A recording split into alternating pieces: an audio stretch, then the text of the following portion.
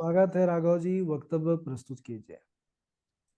अस्मद्गुरुभ्यो नमः। अस्मत्परं गुरुभ्यो नमः।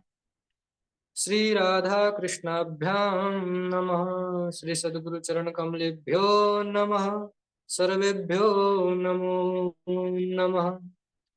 गजाननं भूतगणादिसेवितम् कपित्थजम्बूफलचारुभक्षणम् उमासुतं शोकविनाशकारकम्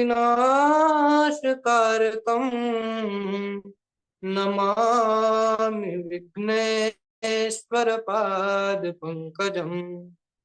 शरीरं स्वरूपं ततो वा कलत्रं यशश्चारुचित्रं धनं मेरुतुल्ये मनश्चैन लग्नं श्रीगुरुरङ्घ्रिपद्मे ततः किं ततः किं ततः किं ततः किम् नारायणं नमस्कृत्य नरं चैव नरोत्तमं देवीं सरस्वतीं व्यासं ततो जयमुदीरये। कृष्णत्वदीयपदपङ्कजपञ्जरान्ते अद्यैव मे विशतु मानसराजहंसः। प्राणप्रयाणसमये कफवात पित्तै कण्ठावरोधं विधौ स्मरणं कुतस्ते। ध्येयं सदा परिभवग्नमभीष्टदोहम् तीर्थास्पदं शिवविरिञ्चिनुतं शरण्यम्।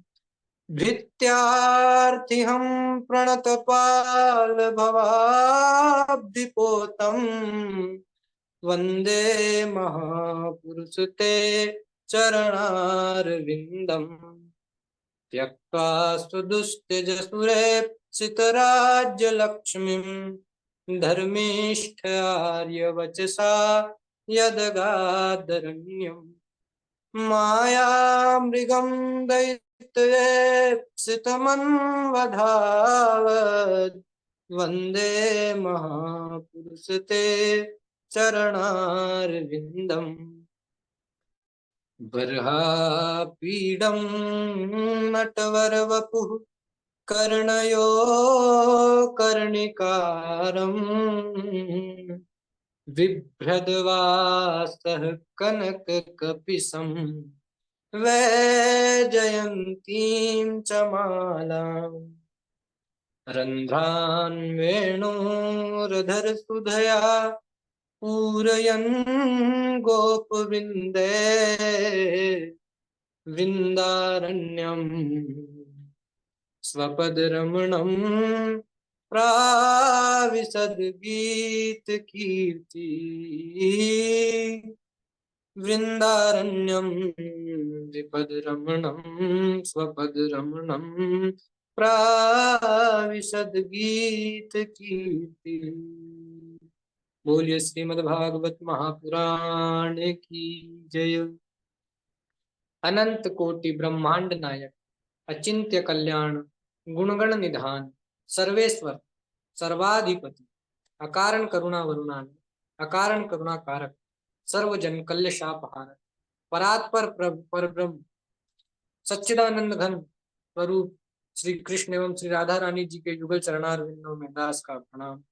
समुपस्थित भगवत भक्त भागवत कथानुरागी सज्जनों, भक्तिमयी मातृशक्ति भगनी बांधो सीय राम मैं सब जग जानी करहु प्रणाम जोरी जुग पानी। सज्जनों, पिछले वक्तव्य में हमने सूर्यवंश के वर्णन में राजा महाराज वैवस्वत मनु की कथा श्रवण की थी और उनके एक पुत्र थे जो राजा प्रसिद्ध, उनकी कथा सुने थे। अब हम महाराज मनु के, वैवस्वत मनु के दूसरे पुत्र हुए जिनका नाम था नभग। तो नभग के पुत्र हुए नाभाग।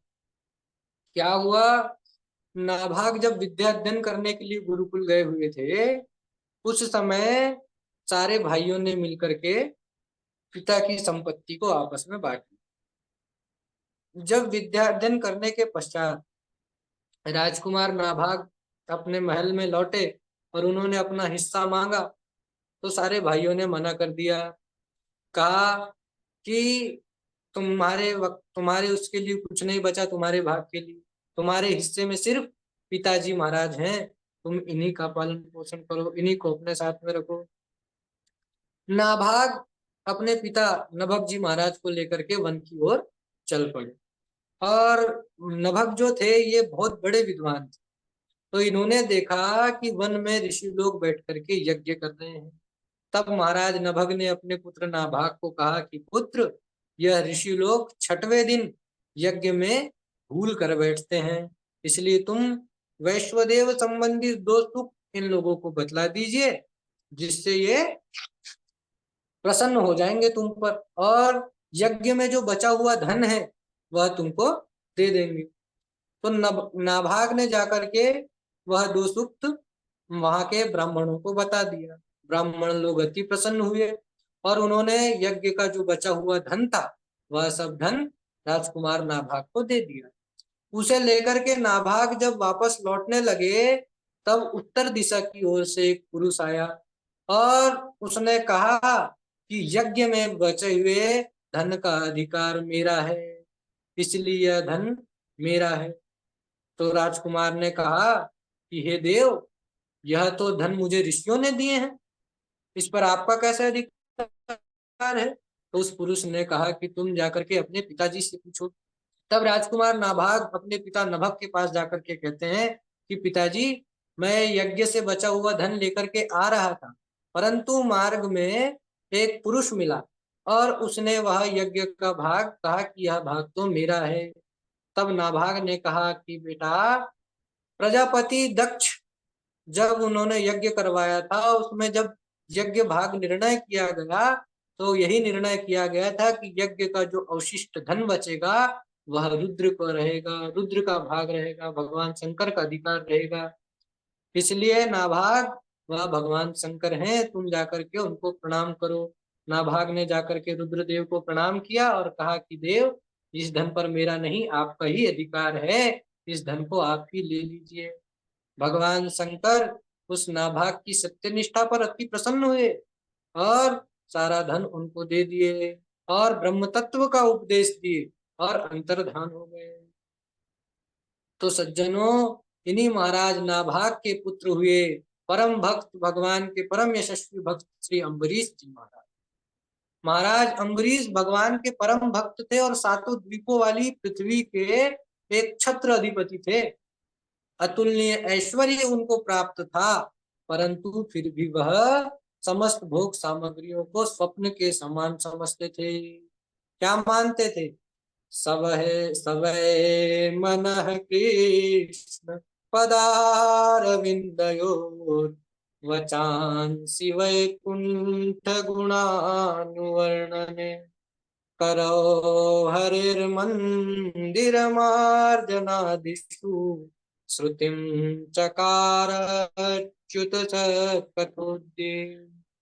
उनका मन सदा भगवान में लगा रहता था, श्री कृष्ण के चरण कमलों का ही ध्यान करते रहते थे, वाणी से भगवान के नाम के गुणों का संकीर्तन करते रहते थे, हाथों से मंदिर की सेवा करते थे, कानों से भगवान श्री हरि के मधुर कथाओं का पान करते रहते थे और भगवान को ही समर्पित करके वह प्रसाद ग्रहण करते थे। तुलसीदास बाबा भी कहते हैं, तुम ही निवेदित भोजन करही प्रभु प्रसाद पट भूषण धरही। भगवान देखे कि यह तो मेरा ऐसा परम भक्त है कि इसको राज्य से भी कोई लेना देना नहीं है और यह तो निरंतर मेरी भक्ति में डूबा रहता है। कल को महाराज अगर इसके राज्य पर किसी शत्रु ने आक्रमण कर दिया तब क्या होगा। इसीलिए भगवान ने अपना सुदर्शन चक्र उनकी रक्षा में नियुक्त कर दिया।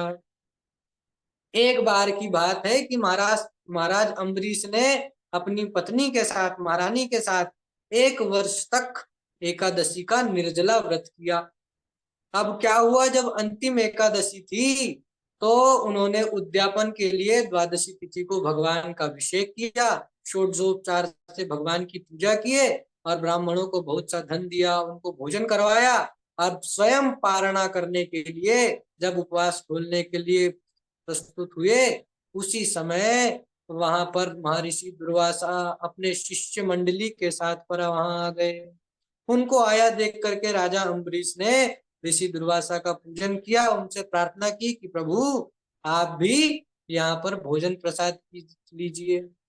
तब दुर्वासा ऋषि ने कहा कि मैं मध्याह्न संध्या करके लौट कर आता हूँ, तब भोजन करूंगा। ऐसा कह करके वहां से दुर्वासा ऋषि चले गए।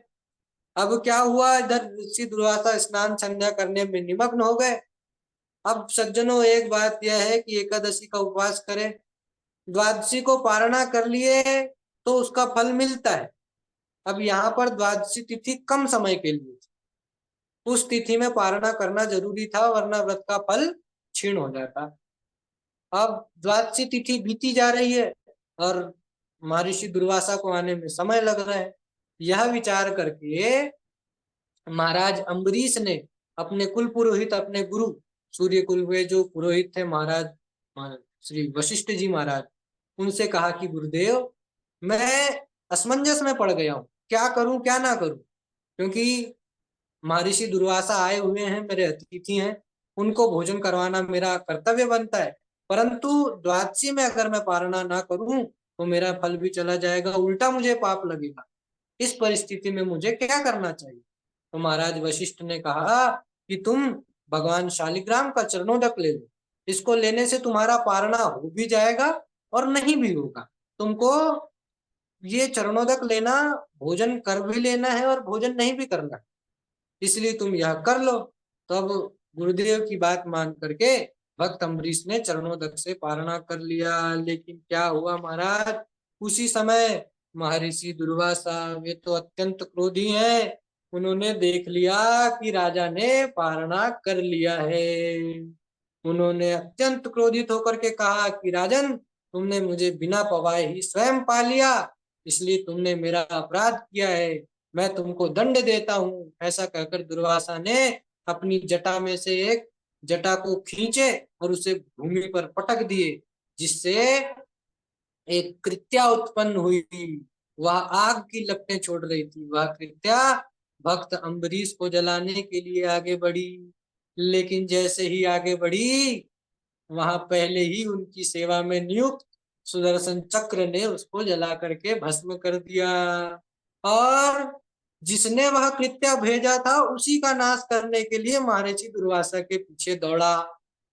अब दुर्वासा ऋषि को भय लगा और दुर्वासा ऋषि भागे भागे भागे त्रिलोकी में चले गए, कहीं पर ठिकाना नहीं मिला। फिर गए ब्रह्मा जी के पास, ब्रह्मा जी के चरणों में प्रणाम किए और बोले कि हे ब्रह्मदेव, आप मुझे बचाइए, यह भगवान नारायण का शस्त्र मेरी मेरी मृत्यु करने के लिए, मेरा नाश करने के लिए मेरी ओर बढ़ रहा है। तो ब्रह्मदेव ने कहा कि ब्राह्मण, जिसने, मैं सारे जग का विधाता हूँ, परंतु जिसने मेरा विधान किया है ये अस्त्र उनका है, इस अस्त्र से मैं भी तुम्हें बचाने में असमर्थ हूँ, मैं तुम्हारी रक्षा कर नहीं सकता, तुम जाओ आगे जाओ। तब महर्षि दुर्वासा भागे भागे भगवान शंकर के पास गए हैं, भगवान शंकर को प्रणाम किए तो भगवान शंकर बोले कि मैं जिसका रात दिन चिंतन करता हूँ, निरंतर जिसके ध्यान में मस्त रहता हूँ, ये मेरे उस प्रभु का अस्त्र है, भगवान नारायण का अस्त्र है, इससे हे ब्राह्मण देवता मैं आपको नहीं बचा सकता, तुम जाओ भगवान नारायण की शरण में जाओ। यहाँ से भी ऐसा रूखा सा उत्तर लेकर के महाराज ब्रह्म ऋषि दुर्वासा दौड़े हैं भगवान नारायण के पास में और उनके चरणों में गिर पड़े हैं और बोल रहे हैं, प्रभु रक्षा कीजिए, पाहि माम पाहि माम पाहि। तब भगवान नारायण कहते हैं, अहं भक्त पराधीनो यस्वतंत्र इव द्विज साधुभिर्ग्रस्त हृदयो भक्तैर्भक्त जन प्रिय। बोले मैं तो अपने उन प्यारे भक्तों के अधीन हूँ, जो भक्त मेरे लिए अपनी स्त्री, घर, पुत्र, धन, परिवार का त्याग कर सकता है, उस भक्त का मैं कैसे परित्याग कर सकता हूँ। ये दारागार पुत्राप्तान प्राणान वित्तमिमं परम हित्वा मां शरणं याता कथं तांस्त्यक्तुमुत्तहे। साधवो हृदयो मह्यम, साधवो हृदयं मह्यम, साधूनां हृदयं त्वं मदन्यत्ते न जानन्ति नाहं तेभ्यो मनागपि। कि बोले महर्षि दुर्वासा, भक्त मेरा हृदय है और मैं भक्तों का हृदय हूँ, वह मेरे अलावा किसी और को नहीं जानता। तुमने मेरे भक्त का अपराध किया है। एक बार देव ऋषि नारद आए भगवान के पास और बोले, भगवान मैं आपको ढूंढते रहता हूँ, आप कहीं मिलते ही नहीं है, आप वैकुंठ में नहीं मिलते, कहाँ रहते हैं आप। तो भगवान नारद जी को कहते हैं, ना हम वसामि वैकुंठ योगियाणाम हृदयम न च मद्भक्ता यत्र गायन्ति तत्र तिष्ठामि नारद। जहां मेरे भक्त मेरा गायन करते हैं, मेरे नाम का संकीर्तन करते हैं, वहां पर ही मैं रहता हूँ हे नारद। तो यहाँ पर भगवान कहते हैं कि मैं अपने भक्तों के हृदय में रहता हूँ, इसलिए तुमने मेरे भक्त का अपराध किए हो, तो उसको से तो मैं तुम्हें नहीं बचा सकता, इसमें मैं भी असमर्थ हूँ। तुम उसी भक्त की शरण में जाओ, वो चाहे तो तुम्हारा कल्याण कर सकते हैं। भा निरास उपजी मन त्रासा जथा चक्र भय ऋषि दूरवासा ब्रह्मधाम शिवपुर सब लोका फिराश्रमित व्याकुल भय शोका काहू बैठा कहा नाओही राखी को सकहि राम कर द्रोही। जो भगवान के भक्त का द्रोही है, उसको कहीं भी ठौर नहीं मिलती महाराज। दौड़े दौड़े ऋषि दुर्वासा अम्बरीश भक्त के चरणों में गिर गए, दंडवत प्रणाम कर लिए। तो भक्त अम्बरीश ने दुर्वासा ऋषि को उठाया है, गले से लगाया है और कहा है, महाराज आप मेरे चरणों को क्यों पकड़ते हैं। तब दुर्वासा ऋषि ने कहा कि भक्तराज अम्बरीश, इस सुदर्शन चक्र से मुझे बचाइए पहले तो। तब भक्तराज अम्बरीश ने सुदर्शन चक्र की स्तुति की है और कहा है, सुदर्शन नमस्तुभ्यं सहस्राराच्युत प्रिय सर्वास्त्र घातिन विप्राय स्वस्ति भूयाइडस्पते। ये हे सुदर्शन, आप समस्त अस्त्रों को नष्ट करने वाले हैं, भगवान के अत्यंत परम प्रिय हैं। मैं तुम्हें नमस्कार करता हूँ कि हे देव, आप शांत हो जाइए। इतने पर भी जब सुदर्शन चक्र शांत नहीं हुआ, तब भक्तराज अम्बरीश ने कहा है कि यदि मैंने सर्वत्र सभी जगह भगवान का ही दर्शन किया हो, तो भगवान मुझ पर प्रसन्न हो जाइए और आप शांत हो जाइए। ऐसा सुनते ही सुदर्शन चक्र शांत हो गया महाराज। दुर्वासा ऋषि ने भक्तराज अम्बरीश को अनेकों आशीर्वाद।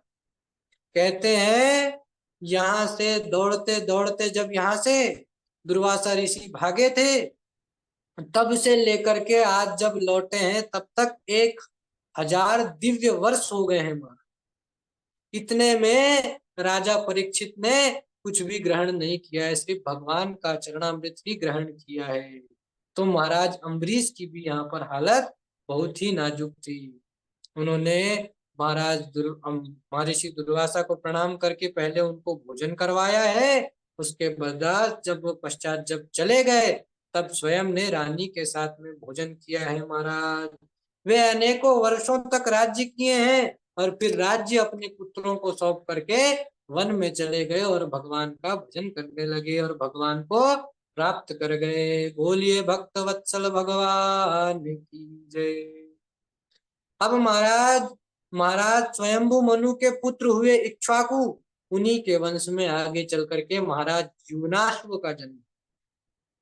जब इनकी कोई संतान नहीं थी तो ये अपनी रानियों के साथ में वन में चले गए और वहां ऋषियों को इन पर दया आ गई और इनके पुत्र के लिए उन्होंने पुत्र प्राप्ति के लिए पुत्रेष्टि यज्ञ किया। एक दिन रात्रि में यूनाश्व को जोरों से प्यास लगी तो ब्राह्मणों ने जो यज्ञ किए थे उस यज्ञ में एक अभिमंत्रित जल को अभिमंत्रित करके एक मटके पर उन्होंने रख दिया कि सुबह होगी और रानियों को यह जल पिला देंगे जिनसे वे सब गर्भवती हो जाएंगी। लेकिन क्या हुआ कि रात्रि के समय महाराज यूनाश्व को जोरों की प्यास लगी। वे उठे, उनको जल तो नहीं मिला लेकिन वह अभिमंत्रित जल से भरा हुआ मटका मिल गया। महाराज यूनाश्व को पता नहीं था कि यह अभिमंत्रित जल है।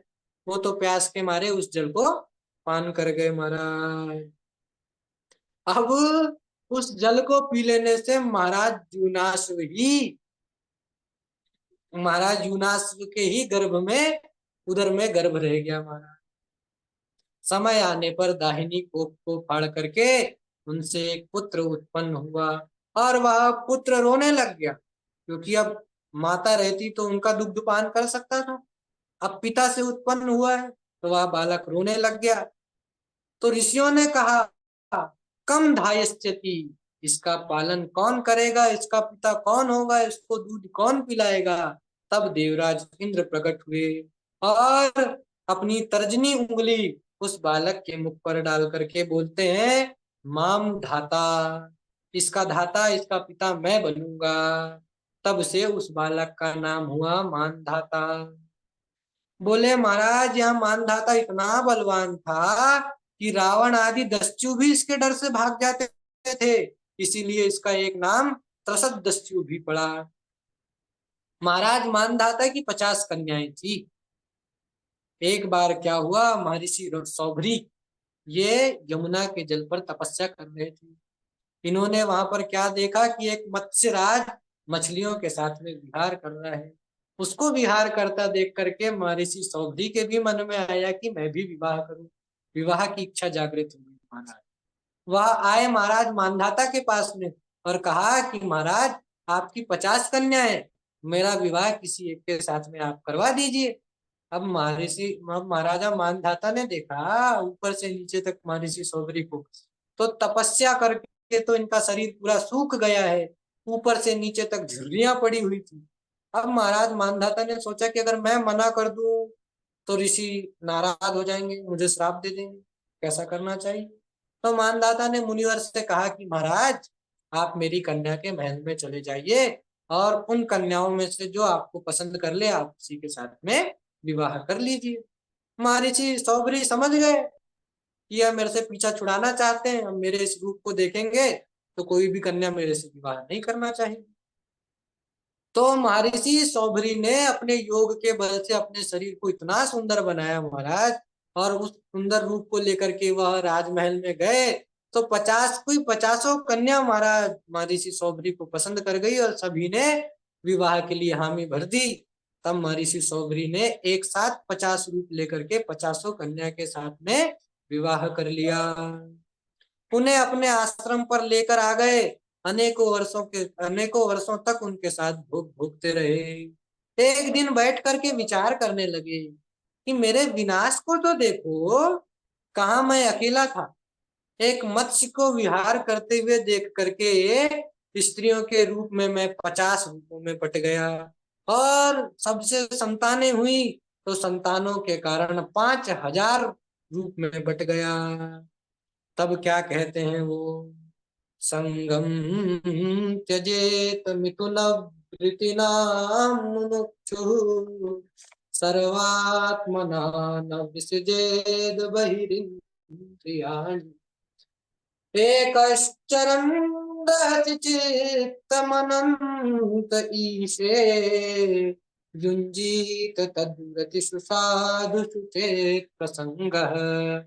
बोले इसलिए जो मोह से हट करके मोक्ष की प्राप्ति चाहते हैं उन्हें कभी भी भोगी प्राणियों का संग नहीं करना चाहिए।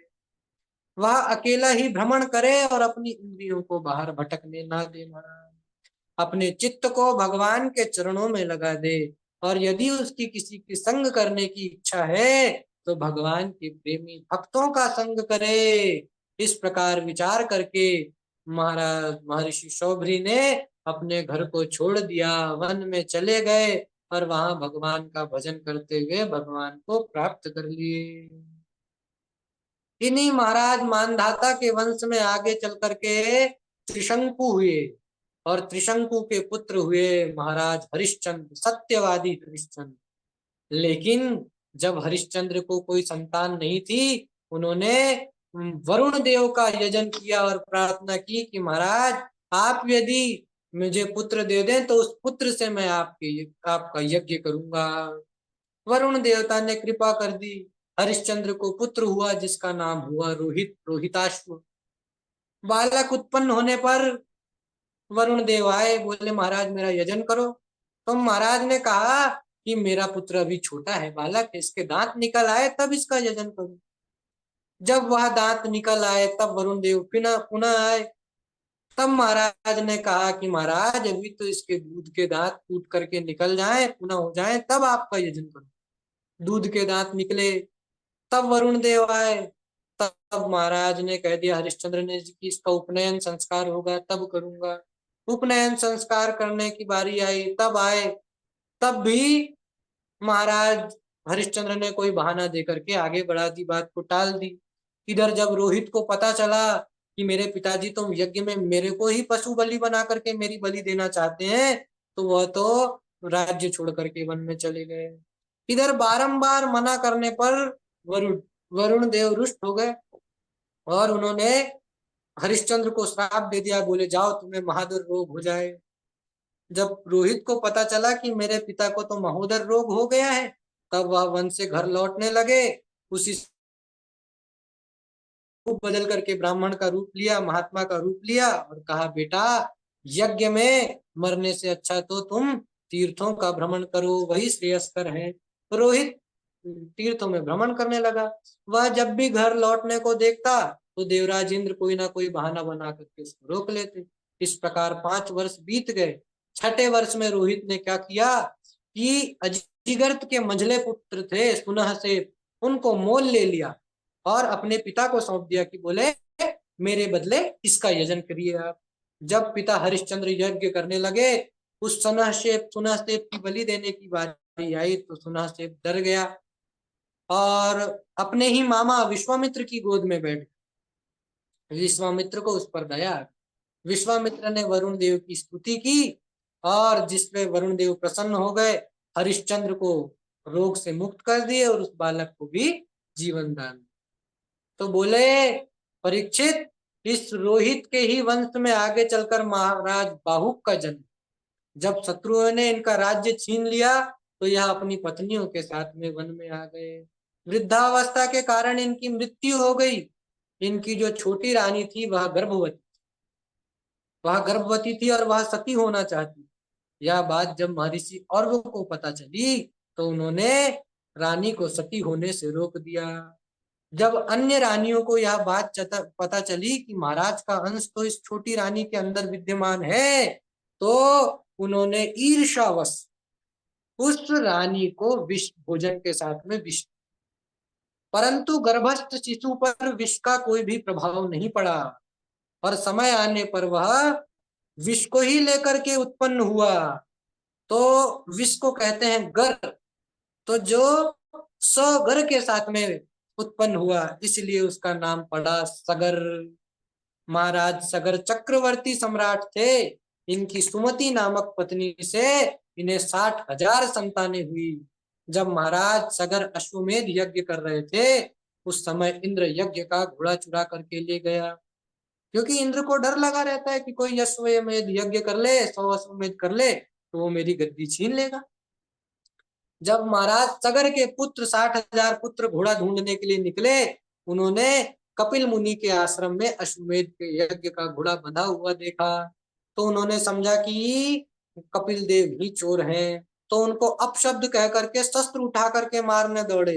लेकिन कपिल मुनि ने जैसे ही अपने नेत्र खोले, उनकी योगाग्नि से जल करके सारे 60,000 पुत्र वहीं जल करके भस्म हो गए। महाराज सगर की दूसरी पत्नी थी, जिनका नाम था केशिनी। उनके पुत्र हुए असमंजस। तो असमंजस जो थे, ये जन्मजात योगी थे। इनको इनको संसार से मोह नहीं था। यह तो संसार को छोड़ने के लिए अनोखे प्रकार के कार्य करते थे। क्या करते थे? बोले खेलते हुए बच्चों को सरयू नदी में डाल देते थे। जब नगर वासियों ने महाराज से यह शिकायत की कि आपके पुत्र ऐसा करते हैं, तो महाराज ने अपने ही पुत्र असमंजस को नगर से निकलवा दिया।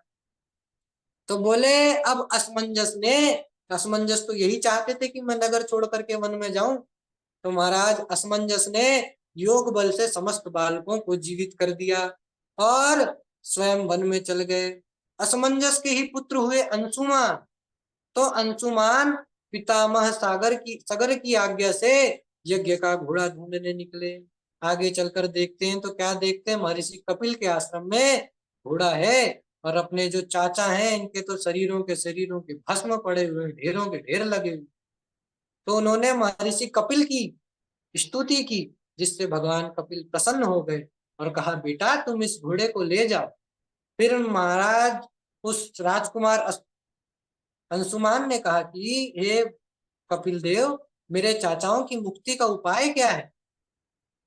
तो भगवान कपिल ने कहा कि तुम अपने चाचा के उद्धार के लिए गंगा जी की तपस्या करो, उनको लाने का प्रयास करो। असमंजस घोड़ा लेकर के सगर के पास आ गया और उनको घोड़ा सौंप करके स्वयं गंगा जी की तपस्या करने के लिए आ गया।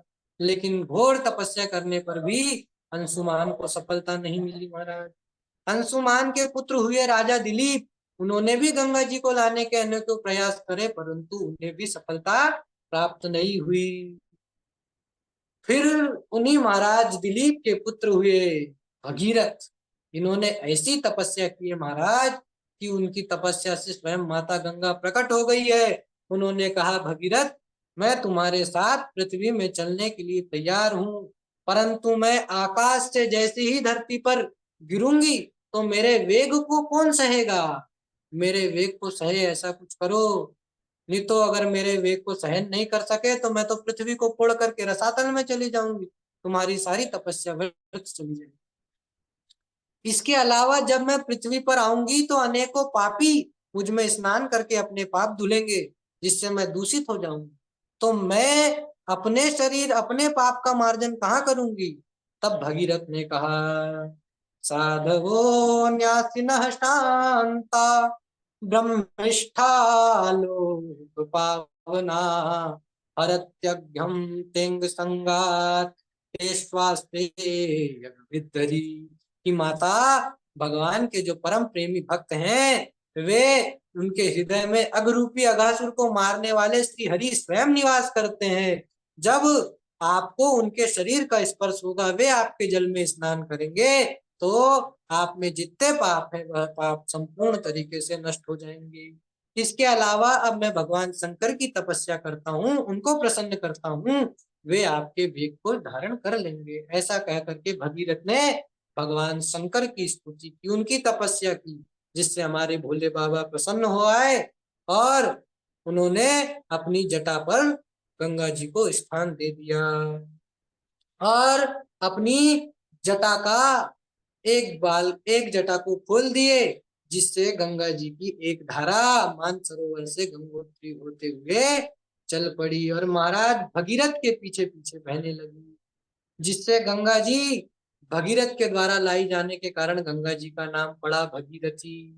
अब मार्ग में, जिस मार्ग में महाराज भगीरथ लेके जा रहे थे गंगा जी को, उस रास्ते पर जन्हू ऋषि संध्या वंदन कर रहे थे।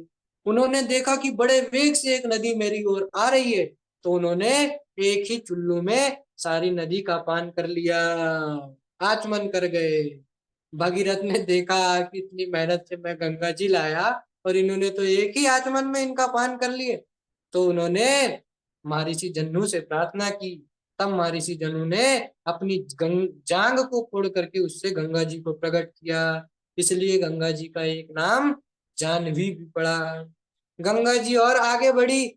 ऋषिकेश में सप्त ऋषियों को तपस्या करते देख करके गंगा जी ने विचार किया कि बोले पहले एक ऋषि मिले थे जिन्होंने अकेले ही मेरा पान कर लिया, यहाँ तो साथ साथ है, क्या करूं। इसलिए गंगा जी एक धारा से 7 धाराओं में विभक्त हो गई। अनेकों स्थानों को पवित्र करते हुए गंगा जी जब गंगा सागर में आई, वहां जैसे ही सगर के पुत्रों की शरीर की भस्म जब गंगा जी से स्पर्श हुई, तो सगर के पुत्र दिव्य रूप धारण करके स्वर्ग में चले गए। परीक्षित, जब गंगा जल से शरीर का राख का भी स्पर्श हुआ और उनको स्वर्ग की प्राप्ति हो गई, तो महाराज भगीरथी लौट आए। लोग श्रद्धा पूर्वक गंगा जी का सेवन करते हैं, उनके विषय में कहना ही क्या है। बात आती है, गंगा गंगे तियो ब्रूयात योजना नाम शतैरपि मुच्यते सर्व पापेभ्यो विष्णु लोकम स गच्छति। बोले जो सैकड़ों योजन से दूर से ही माँ गंगा गंगा का स्मरण करता हुआ आता है, वह समस्त पापों से मुक्त हो जाता है और भगवान को प्राप्त कर लेता है। बोलिए गंगा मैया की जय। इन्हीं भगीरथ के वंश में राजे आगे चल करके एक राजा हुए जिनका नाम था खटवांग। वो महाराज खटवांग इतने पराक्रमी थे कि उनको देवता लोग प्रार्थना किए कि महाराज युद्ध में दैत्य लोग हमको परास्त कर रहे हैं, आप आइए और हमारी तरफ से युद्ध कीजिए। और युद्ध में जब युद्ध किए राजा खटवांग ने और देवताओं को विजयी बना दिए। जब पूछे कि महाराज अब मैं युद्ध से विरत हो चुका हूँ, अब मुझे अपना कल्याण करना है, क्या साधन है, मेरी आयु कितनी देर की शेष बची है। तो राज देवताओं ने कहा कि महाराज आपकी तो आयु मात्र 2 घड़ी ही शेष रह गई है। अब महाराज चिंता करने लग गए, विचार करने लगे कि क्या करूं, अब मेरी तो 2 ही घड़ी की आयु बच गई है। तो 22.5 मिनट की एक घड़ी होती है, 45 मिनट ही मेरी उम्र बची है, क्या करूं। वो विचार करने लगे। इसलिए एक कबीर जी महाराज का एक पद है कि मनुष्य को विचार नहीं करना चाहिए, भगवान के भजन में रहना चाहिए। तो कबीर जी महाराज कहते हैं, जीव तू मत करना फिक्री, जीव तू मत करना फिक्री, तेरे भाग्य लिखी सो हो के रहेगी भली बुरी सबरी। अरे तप करके हिरणाकुश आयो, वर पायो जबरी, राम जी वर पायो जबरी। लोह लकड़ से मर्यो नहीं वो, लोह लकड़ से मर्यो नहीं वो, मर्यो मौत नखरी। जीव तू मत करना फिक्री, जीव तू मत करना फिक्री, तेरे भाग्य लिखी सो हो के रहेगी भली बुरी सबरी। अरे सहस्त्र पुत्र राजा सगर के, तप कीनी अखरी, राम जी तप कीनो अखरी। थारी गति न तू ही जाने, आग मिली न लकड़ी, जीव तू मत करना फिक्री, जीव तू मत करना फिक्री। 3 लोक की माता सीता, रावण जाय हरि, राम जी रावण जाय हरि। जब लक्ष्मण ने लंका घेरी, लंका गई बिखरी, जीव तू मत करना फिक्री, जीव तू मत करना फिक्री। 8 पहर साहेब को रचना रटना, ना करना जिक्री। कहत कबीर सुनो भाई साधो, कहत कबीर सुनो भाई साधो, रहना बेफिक्री जीव तू, मत करना फिक्री जीव तू, मत करना फिक्री। इसलिए देवतागण कहते हैं कि महाराज आप फिक्र मत कीजिए, 2 घड़ी है आपके पास, आप भगवान का भजन कर लीजिए। खटवांग राजा आए पृथ्वी पर और गुरुदेव से कहा कि गुरुदेव भगवान का आप मुझे नाम की दीक्षा प्रदान कीजिए, मेरे पास बहुत ही कम समय बचा है, 2 घड़ी ही शेष है जिसमें मैं भगवान की प्राप्ति करना चाहता हूँ। गुरुदेव ने उनको दीक्षा दी है। भगवान का भजन करके 2 ही घड़ी में मात्र महाराज खटवांग ने भगवान को प्राप्त कर लिया। इन्हीं खटवांग के पुत्र दीर्घबाहु, दीर्घबाहु के पुत्र महाराज रघु, रघु के पुत्र हुए अज, अज के पुत्र हुए दशरथ, और महाराज दशरथ के ही हमारे परम प्रिय भगवान श्री राम का प्रादुर्भाव हुआ है। तो वह कथा अब आगे की है। आज समय भी हो गया है, इतना ही कह करके मैं अपनी वाणी को विराम देता हूँ। 2 मिनट बस हम भगवान के नाम का संकीर्तन करते हैं और आज की कथा को विराम देते हैं। श्री कृष्ण गोविंद हरे मुरारे, हे नाथ नारायण वासुदेव। श्री कृष्ण गोविंद हरे मुरारे, हे नाथ नारायण वासुदेव। हे नाथ नारायण वासुदेव, हे नाथ नारायण वासुदेव, हे नाथ नारायण वासुदेव, हे नाथ नारायण वासुदेव। श्री कृष्ण गोविंद हरे मुरारे, हे नाथ नारायण वासुदेव। एकमात स्वामी सखा हमारे, हे नाथ नारायण वासुदेव, हे नाथ नारायण वासुदेव। बोलिए भक्त वत्सल भगवान की जय। श्रीमद् भागवत महापुराण की जय। जी गुरु जी प्रणाम। बहुत सुंदर, बहुत बढ़िया राघव जी, आनंद बरसा दिया आपने। बहुत अच्छा, सुंदर रसमयी वाणी से हम सबको आप सुंदर रसपान कराए हैं कथामृत का। ठाकुर जी कृपा बनी रहे और ऐसे ही आप सुंदर चरित्रों को गाते रहें। अब हमारे डॉक्टर साहब अमित तिवारी जी सब लोग जुड़ रहे हैं, वो बताएंगे। बहुत सुंदर भैया राघव, धन्यवाद अंकुल जी, बहुत दादा जी। बढ़िया, कमाल कर दी भैया। आपके तो सरस्वती जी का वास हो गया है, उनकी विशेष कृपा है, गुरुदेव का आशीर्वाद। आप बहुत लोगों सुंदर की भी भैया, कृपा है दादा जी। बहुत सुंदर, जी बहुत सुंदर भैया। सुंदर, बहुत हो सुंदर, बहुत गया। धन्यवाद भैया, धन्यवाद। सब गुरु जी का आशीर्वाद। राघव जी बहुत बढ़िया सुनाया। जी बिल्कुल। और जो है बहुत मधुर वाणी में, और बिल्कुल आपने जो है भाव के साथ, बड़ा सुंदर लगा हम लोगों को सुन करके। जी धन्यवाद।